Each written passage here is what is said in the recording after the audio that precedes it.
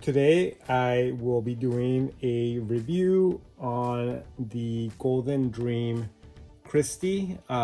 This is the reproduction.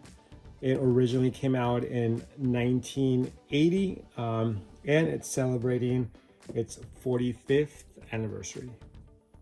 So just by looking at her, I feel like this was a really good reproduction, at least on the actual doll and its face. The outfit, I'll get into it in the video, but it's not exactly the same, but it's pretty close. The box that it comes in, I feel like they did a really good job at also reproducing the box. Obviously is not the exact same one, since they have this right here, the signature, Barbie signature, the 1980, but I'll post pictures of the original box, which is pretty close. The background was orange, or that copper tone. On the sides we see this vintage, like early 80s, late 70s Barbie illustrations. Back here we get a little bit of the whole body and suit, what she's wearing. Originally in the back, I feel like it would have had this picture, and I think it also would show everything that it came with, like the brushes, the little tool to curl her hair.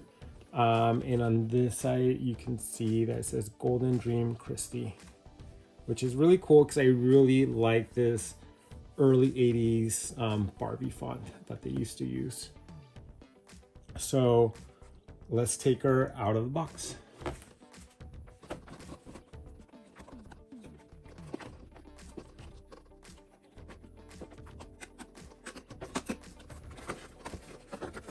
So we're gonna pull her out.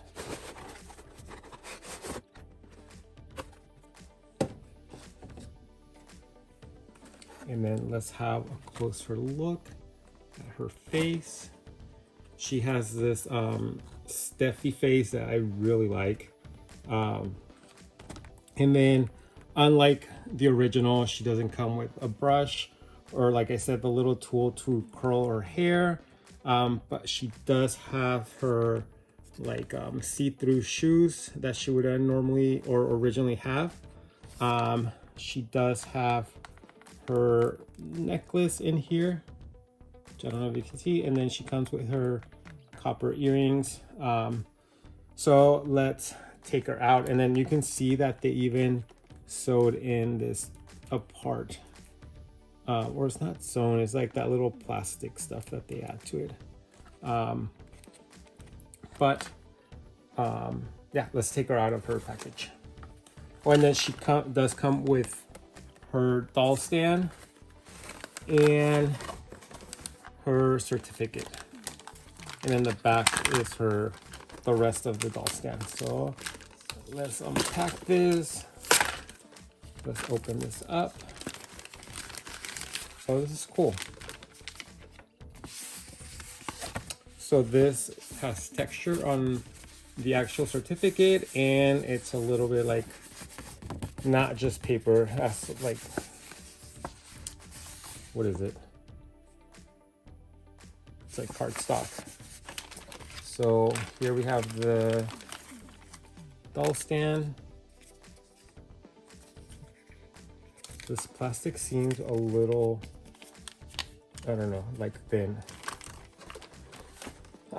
This doll was $65, and but once you add like taxes and shipping, she was about, I think, like $72, something like that. And then what's cool is that this is like the original. I feel like they came with this too, where you can just slide her on. Obviously she's probably attached to this other plastic that's inside.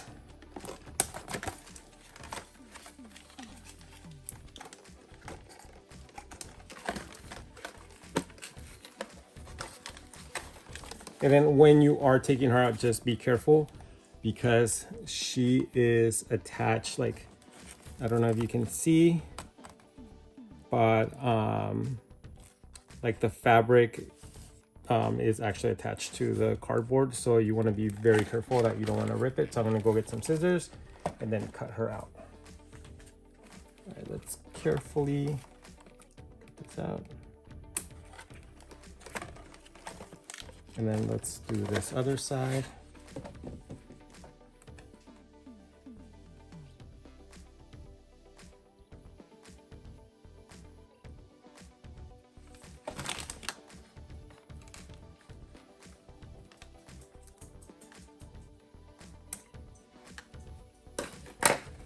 Then we can pull her out.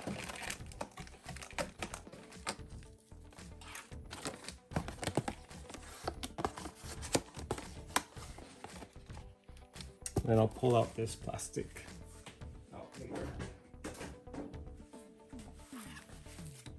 And as you can see, she has the classic plastics. I don't know why they add so many. There's 3 here. I feel like 1 is good enough.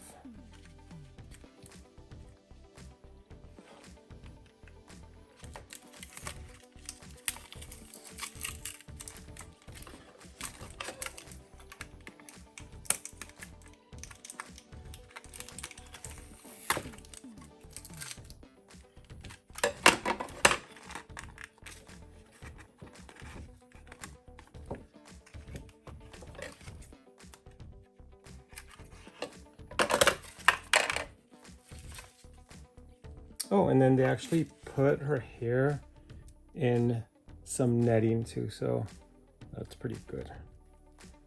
There you go. We're going to take out the net. So here we have her out of the box. Overall, I feel like she's a really good reproduction. Her face, like I said, it's really close to the original face. Her hair though, it's a lot longer than the original. It wasn't that net, but if you stretch it out, like this is how long her hair is.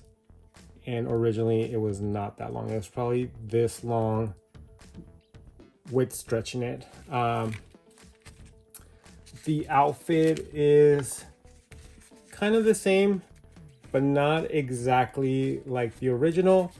And then one thing that I want to check is that I know for the Peaches and Cream reproduction that just came out, they stopped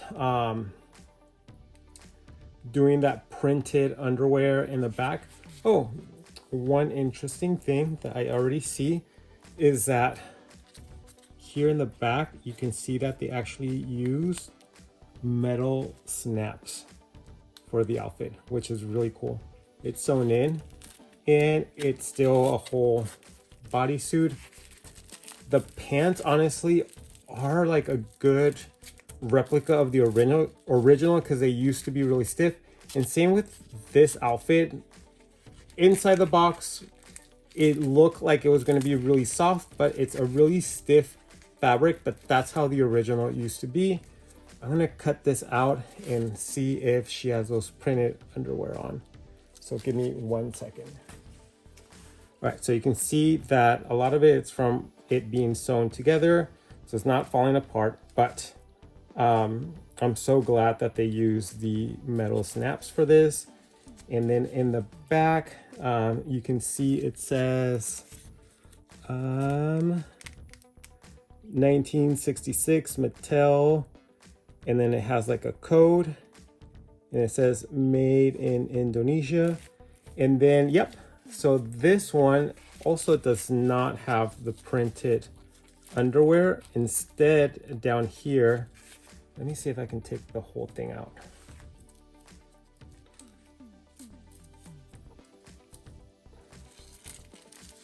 All right, so here we can see, I'm gonna pull down. So yeah, she does not have the printed underwear. Instead, you will see that she has this like code, like a golden code down here, which if you bought, for example, the reproduction of the photo fashion PJ. This was normally up here on her back, but this is really good. I hated it when they print the underwear on 80s Barbies just because that was a 90s thing. And I feel like this feels more authentic to the original, and then still has that that print down here to just make sure that, you know, nobody's getting scammed and nobody's trying to pass her off as an original. So that's pretty cool. I was really excited when they announced that they were going to make this Golden Dream Christie reproduction, just because she's so rare to find and so expensive online. I believe online right now, if you were to buy her in box, the original, she would be around almost $500. I think from what I've seen, she sold anywhere from 500 to 480, and sometimes that's not even counting shipping.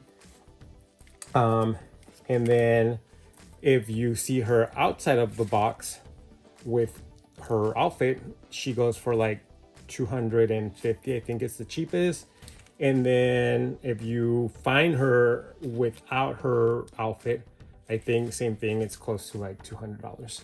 So this is a really good option to have her and not have to pay those kind of prices. I was lucky enough to find her, the original one, at estate sale, and I'm just going to show you a comparison. So I don't have her original outfit. I put her in this Golden Dream Barbie outfit, which if you remember, Barbie had the golden outfit and then Christie had the copper outfit, which this outfit just by itself on eBay, the vintage one, I've never seen it just sold on its own. That's why I have her in this outfit, or else I would have bought the original one to put on her. She does have her earrings, so we can compare her earrings, which are pretty much the same. And then we can compare both of them, like their face mole. Obviously, this one is a little bit more pale, and I just feel like it's because of, you know, the time, and then this has more like a more vibrant color, like even her skin color is more vibrant. What makes them different, as you can see in the back, is that she has shorter hair and then she has way longer hair, and it's way curlier too. Another thing that's missing from in the original one is that they had this kind of like copper wiring in her hair to kind of mold it to curl it up or give her different styles.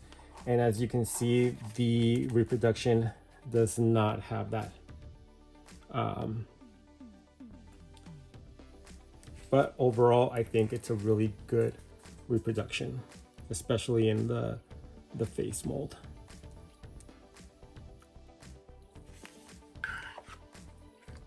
The shoes, as you can see, these have yellowed out just because of time. I'm assuming once they were cleared, but these are smaller than these ones, as you can see.